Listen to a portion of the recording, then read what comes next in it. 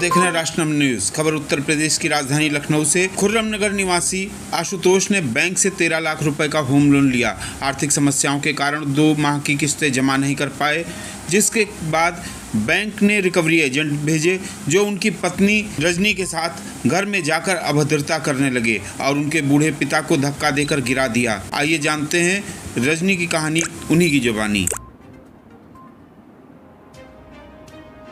जी, मेरा नाम रजनी सिंह है।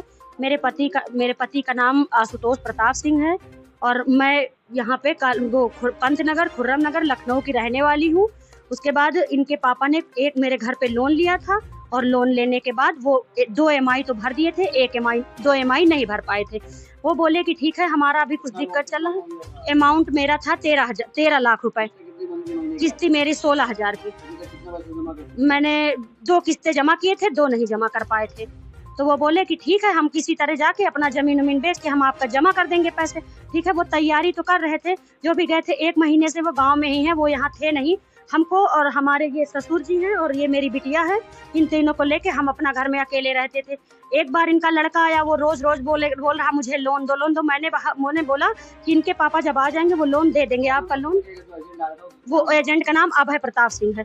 ठीक है, हाँ, बराबर आता था। 1 महीने से लगातार हर दूसरे दिन वो आके खड़ा मेरे कमरे में बोलता था आप खड़े हो, मेरी फोटो खींच के ले जाता था। डेली आके हर दूसरे दिन आके कहीं ससुर के कमरे की फोटो ले जा रहा, कहीं घर के सामने से फोटो खींच रहा, कहीं मेरी फोटो खींच रहा। बोलता फोटो दो मुझे फोटो दो, मेरे सामने खड़े होके।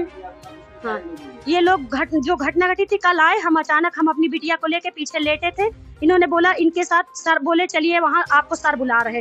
मैं आई, इनके सर तुरंत मेरे ऊपर चढ़ना शुरू कर दिए। मेरे ससुर को डांट रहे थे, बोले कि तुम कैसे बाप हो जो अपने बेटे को पैदा कर दिया, कैसे पैदा कर दिया ऐसे नालायक औलाद को जो ये लोन लेके दे नहीं रहा।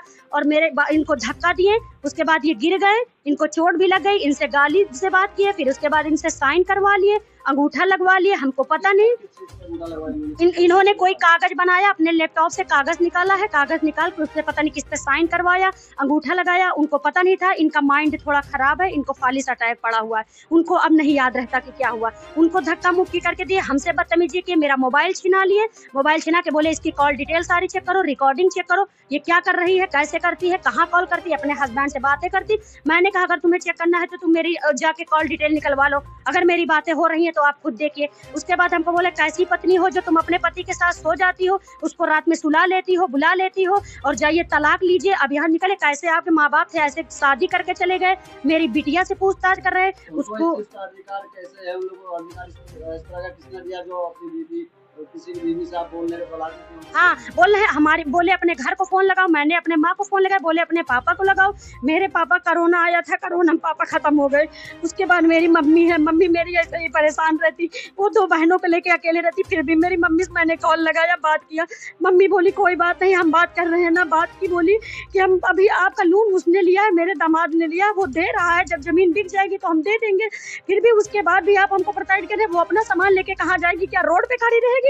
हम इसीलिए शासन से बोल रहे हैं कि आप मुझे ये बताइए मैं कहाँ जाऊँ।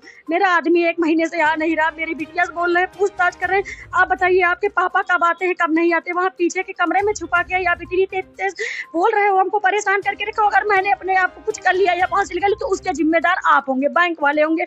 मेरे ससुर परेशान, अगर उनको कुछ हो जाता है या उनकी तबीयत खराब होती है या उनको दवाई ला के मैं दे रही हूँ, उनको बीपी की प्रॉब्लम है, अगर उनको कोई दिक्कत होती है उसके जिम्मेदार बैंक वाले होंगे। मैं 1 महीने से मुझे इतना टॉर्चर किया, मैं 1 महीने से रह नहीं पाई। टोटल यहाँ पे 5 लोग आए थे, 4 लोग थे और 1 लड़की थी। हाँ, उसके बाद भी अपने जो हमारे एक भैया थे जानने वाले, मैंने उनको फोन मिलाया, उन्होंने मेरे मदद के लिए बोला कि आप 112 डायल कर दो। पुलिस वाले आए, उन्होंने भी पूछा, वो भी उन्हीं के फेवर में बोले पैसा बाकी है तो ये तो होगा, ये तो करेंगे ही। ऐसे मेरे ऊपर अत्याचार किए। उसके बाद इतना मुझे आज यहाँ से पैसे लेके जाएंगे, पूरी रात यहाँ बैठे रहेंगे। 2 घंटे मुझे जमकर सुनाते रहे, ये बोलते रहे, धमकी देते रहे। बोले कैसे हो कि तुम लोग देते नहीं हो, ये करते हो, वो करते हो, तुमको ये करने के, ताला लेके आओ, ताला लगाओ। सारे किराएदार को नीचे बुलाए, सब वो लड़की बुलाने गई ऊपर। सारे सब अपने किराएदार अपने अपने कमरे में सो रहे थे, कोई किसी के पास सो रहा था। तो कहा था थाने में, मैंने, हमारे भैया थे, वो बोले चलो कंप्लेन दे दो। मैं रात में थाने गई, बोले जाओ थाने में जो करना है कर लेना, कुछ नहीं कर पाओगे, जाओ जो करना है कर लो। थाने गए, वहाँ भी एप्लीकेशन दिया, एप्लीकेशन दे के चले आए। उसके बाद अभी कुछ हुआ नहीं। बैंक आप, ये मेरा होम फर्स्ट है। होम फर्स्ट है ये। जी, कहाँ पे है? ये हमारे घर के पीछे बोलते हैं, कहीं ऑफिस है वहीं से आ जाते हैं। प्राइवेट है कि बैंक? प्राइवेट बैंक है। अच्छा, अच्छा। तो अब इसमें क्या कार्रवाई चाहती है, क्या मदद चाहती है? मैं यही मदद चाहती हूँ कि हमें परेशान ना करे, हमें इतना प्रताड़ित ना करे, वरना अगर मैं अपने आप को कुछ करती हूँ तो उसके जिम्मेदार मेरे बैंक वाले होंगे।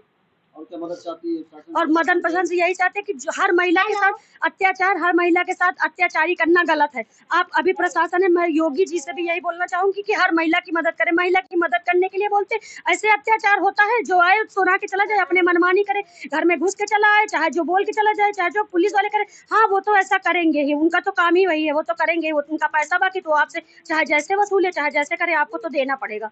प्रशासन क्या मदद चाहती है? प्रशासन से यही चाहते हैं कि मुझे न्याय दिलाए, बस मुझे न्याय चाहिए बस। इन लोगों पे क्या चाहती है? इन लोगों पे कार्रवाई चाहती है? हाँ, इन लोगों पे कार्रवाई की जाए। मेरे आत्मसम्मान को इन लोगों ने दुख पहुंचाया, मुझे इतनी गंदी गंदी बातें बोली कैसे सो जाती हो, तलाक ले लो, चली जाओ अपने घर, रोड पे चली जाओ, ताला लगाएंगे, पैसे ले लेंगे, तुमको देंगे नहीं, लेके निकलना पड़ेगा, भागना पड़ेगा, सामान उठवा लो, जाओ यहाँ से। ये बोलने का कोई तरीका होता है? लोन में ये बोला जाता है कि लोन लिया तो भाग जाओ यहाँ से, सामान उठाओ और भागते बनो। मैं रोड पे जाऊंगी, मैं कहाँ जाऊंगी? बोले मायके लेके जाओ अपना सामान, भागो यहाँ से, निकलो, ताला लगाएंगे, मेरा घर हो गया। मैंने हाँ गाली भी दी मुझे, उल्टा सीधा सब भी बोल रहे थे, वो सब खड़े होकर सुन रहे थे। पूरा पूरा पूरा मेरे एरिया के सब लोग निकल आए थे, सब लोग देख रहे थे, सुन रहे थे, सारी बातें देख रहे थे। मेरी बेइज्जती किए हैं, कुल मिला के मेरे आत्मसम्मान को इतना ठेस पहुंचाया ना कि मैं शासन से यही गुहार लगाऊं कि मेरी आत्मा को उन्होंने दुख पहुंचाया है। मेरे ससुर को धक्का मुक्की की है, उनको परेशान किया, मेरी बिटिया से पूछताछ की। ये कौन सा तरीका होता है लोन लेने का? मेरा आदमी ने इसका मैं अपने शासन से, प्रशासन से या पुलिस वालों से या कमिश्नर से मैं यही गुहार लगाना चाहती हूँ। आप अपनी बहन समझ के मेरी आत्मसम्मान को दुख पहुंचाए, आप मेरे न्याय के लिए गुहार लगाती हूँ, बस आप मेरा न्याय करिए, बस। और क्या मदद